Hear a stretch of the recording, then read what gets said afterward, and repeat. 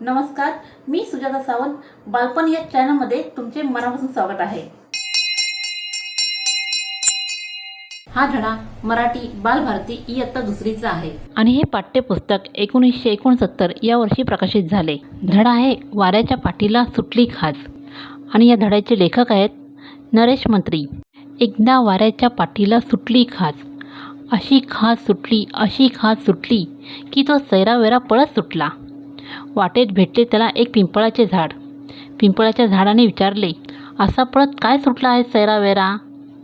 वारा म्हणाला, अरे माझ्या पाठीला सुटली आहे खाज, काय करू नी काय नको असे झाले आहे, म्हणून पळतोय जीव घेऊन. झाड म्हणाले, अरे इकडे ये, माझ्या खरखरीत अंगाला तुझी पाठ घास, मग तुला बरे वाटेल.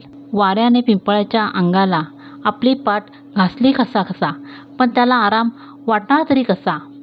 पिंपळाचे अंग काही तितकेसे खरखरीत नव्हते. तेव्हा तसाच तो पुढे पळत सुटला. पुढे भेटले त्याला एक वेळूचे बन. वाऱ्याला पळताना पाहून त्याने विचारले, मान वेळावून माझ्या टोकदार बोटांनी मी देऊ का तुझी पाठ खाजवून? वारा अगदी खुश झाला मनात आणि घुसला सरळ वेळूच्या बनात. पण वेळूच्या बनाने त्याची पाठ काही खांजवली नाही. गुदगुल्या मात्र केला त्याला भरपूर. वारा खो खो हसत बाहेर पडला आणि तसाच पुढे पळत सुटला. पुढे भेटले त्याला एक फणसाचे झाड.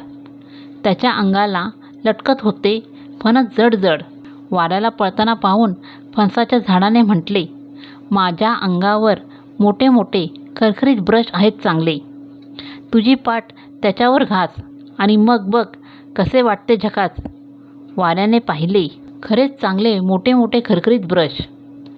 त्याने त्या ब्रशाने पाठ आपली खरा खांजवून घेतली आणि मग वाऱ्याची सॉरी आंबराईत जाऊन स्वस्त निजली.